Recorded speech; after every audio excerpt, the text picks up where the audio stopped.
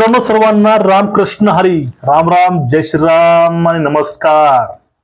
बघा, आजचा व्हिडिओ अतिशय महत्वाचा मुळात आहेच, कारण तुम्हाला प्रत्येक व्हिडिओ मधला प्रत्येक मिनिट तुम्हाला सांगून जाईल पृथ्वीराज बाबांनी कसं महाराष्ट्रामधून काँग्रेस हद्दपार केलंय. आणि काल 19 तारीख झाली, आज 20 तारीख आहे. त्यांच्या एपिस्टीन फाईलचा बॉम्ब आपल्या महाराष्ट्रामध्ये सोडून, भारतामध्ये सोडून द्या, भारताच्या जवळ जवळ सुद्धा आला नाही. आणि ते भविष्यवाणी त्या बाबाची, त्या नवीन भामट्या ज्योतिषाची अतिशय खोटी होऊन पडली. बघा, एपिस्टाईन फाईलच्या निमित्ताने जी काही काँग्रेसची वाट लावली गेली आहे, आणि आता ज्या काही महत्वाच्या 29 महानगरपालिका आहेत, ह्या 29 महानगरपालिकेमध्ये काँग्रेस होत्याचं नव्हतं करायला बाबाची फाईल जी आहे, ते म्हणजे पृथ्वीराज बाबांनी टाकलेली फाईल अतिशय चांगलं काम करून गेले. एकही रुपया खर्च न करता, कुठेही प्रचार न करता, प्रचाराला कुठेही पैसे न देता काँग्रेसचा करेक्ट कार्यक्रम या ठिकाणी झालाय. मी असं स्पष्टपणे तुम्हाला सांगू इच्छितो. आणि आता नेमकं बाबांनी काय काय इथं खेळखंडोबा करून ठेवलाय, साठी बुद्धी नाटे म्हणतात तसं. बघा, भारतीय सैन्यावर त्यांनी प्रश्न विचारले अगोदरच.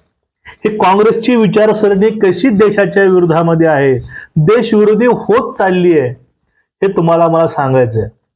बघा, 1916, 18, 24 यामध्ये सुद्धा मोर्लमिंटो, चेम्सफोर्ड यांच्या माध्यमातून ज्याप्रमाणे हळूहळू काँग्रेसची भूमिका बदलत गेली आणि 1947-48 पर्यंत काँग्रेस हा पूर्णपणे नमाजवादी पक्षाकडे वळत गेला, हे आपला इतिहास सांगतोयच. मग तसंच आता काँग्रेस हा देशाच्या विरोधामध्ये देशद्रोही म्हणून कसा समोर जात आहे, हे तुम्हाला मला सांगायचंय. भारतीय सैन्यावरती नेहमी प्रश्न विचारतं कोण? जे कम्युनल विचारसरणीचे लोक आहेत, वामपंथी आहेत आणि पाकिस्तानी आहेत, तेच फक्त भारतीय सैन्यावरती प्रश्न विचारतात किंवा प्रश्न उद्भवतात. आणि कसं आमचं पाकिस्तानी सैन्य हे मजबूत आहे, बलाढ्य आहे दाखवायचा ते प्रयत्न करतात. तो प्रयत्न परत होतोय. बघा, भारतातील सैन्य जे आता 12 लाखाहून जास्त, 14 लाख कितीतरी आहे, या सैन्याची भारताला काहीच गरज नाही, असं त्यांचं विचारसरणी आहे. आता बाबांनी बोललेत.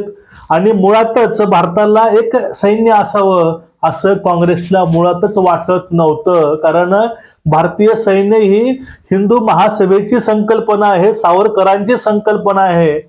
आणि ही संकल्पनाच मुळात त्या लोकांना मान्य नव्हती. जर मित्रांनो त्यावेळेस तर भारतीय सैन्य उभारलं नसतं, काही आपले वेल ट्रेन सैनिक ब्रिटिशाकडे कामाला होते, ते तर परत भारतीय सैन्यामध्ये सामील होऊन एक सैन्य उभारलं नसतं, तर आपण 1948 आपला काश्मीर आणि दिल्ली पर्यंत गेला असता, 62 युद्धामध्ये गेला असता, 71 गेला असता. मग हे जे काय आहे, म्हणजे भारताला एक मारून टाकायचेच काम पूर्वीपासून यांनी केलेत. आता तोच वारसा पुढे चाललाय. बाबा म्हणतात की एवढे सैन्याची गरज नाही, आता अणुबॉम्ब होतील, जैविक युद्ध होतील, अणुयुद्ध होतील, न्यूक्लिअर वॉर होईल, आता सैन्य लागणार नाही. म्हणून बॉर्डरवरचे सैन्य काढून आतमध्ये कुणाला घुसवायचा प्रयत्न यांच्या मार्फत चालवला जाईल.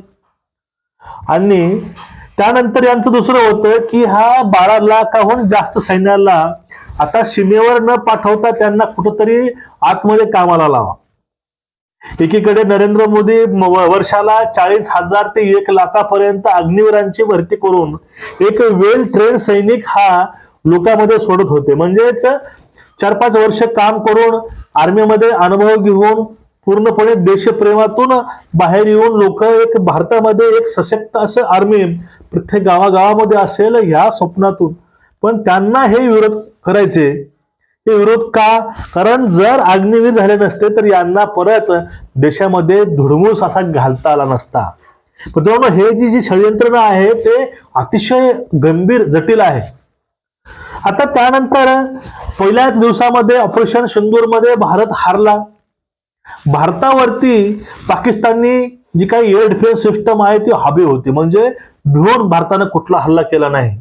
भारताला भीती होती की आता आपण हरू, आपण टिकणार नाही, यामुळे त्यानं कुठलंही भारतानं हार मानली. भारत पहिल्या दिवशी हारला. मग रात्री 1:15 वाजता पाकिस्तानमध्ये घुसून पाकिस्तानला बेचिराग कोण केलं? पाकिस्तान गुडघ्यावरती का आला? पाकिस्तान अमेरिकेला जाऊन त्या ट्रम्पची मनभरवणी करून का आला? आणि पूर्ण जगानं बघितलंय की नेमकी पाकिस्तानची, अमेरिकेची अवस्था काय होती, चीनची अवस्था काय होती. यांची एअर डिफेन्स सिस्टम जे आहेत पूर्णपणे भारतानं क्रॅक केल्या, ते क्रॅश करून टाकल्या. पण यांना भारताविषयी, भारताच्या आर्मीविषयी थोडा सुद्धा अभिमान नाही. फक्त गरळ ओखायची आहे, फक्त आर्मीविषयी बोलायचंय, फक्त यांनी एवढं ठरवलंय. पण यांना हे कळत नाही की आपण जी आपली काही काँग्रेसची मानसिकता आहे, काँग्रेसची मानसिकतेमुळे आतापर्यंत लोक हे भुलायचे, पण आता लोक भुलत नाहीत. लोकांना समजतंय की देशाच्या विरोधामध्ये नेमकं शक्ती कुठली काम करते, कुठले नेते हे काम करतात. पण तुला म्हणतो ना मी, हे लोक जे आहेत, हे लोक मोदींना आणि हिंदुत्वाला विरोध करण्याच्या नादामध्ये हे लोक कधी भारताच्या विरोधामध्ये झालेत आणि कधी हे देशद्रोही होऊन बसलेत, हे यांना सुद्धा कळलं नाही. आता जे यांचे काही वक्तव्य आहेत, हे वक्तव्य जर पाहिले तर कुठलाही सच्चा भारतीय यांना देशभक्त किंवा भारतीय नागरिक किंवा भारतीय दलिंदर आहे असं अजिबात म्हणणार नाही. कारण यांची जी विचारसरणी आहे, ही विचारसरणी पूर्णपणे देशाच्या विरोधामध्ये काम करत असते. आणि हेच लोक जे बोलतात ना, हेच लोक काँग्रेसच्या विरोधामध्ये, म्हणजे स्वतःचा खड्डा हे स्वतःच खंदत आहेत, फक्त आरोप भाजप करत आहेत. निवडणुकीमध्ये हारलं की काहीतरी झालं म्हणून आम्ही हारलो, ते जिंकले. निवडणुकीत जिंकलं नाही, आता लोकशाही जिवंत आहे, ही यांची दुहेरी मानसिकता आहे.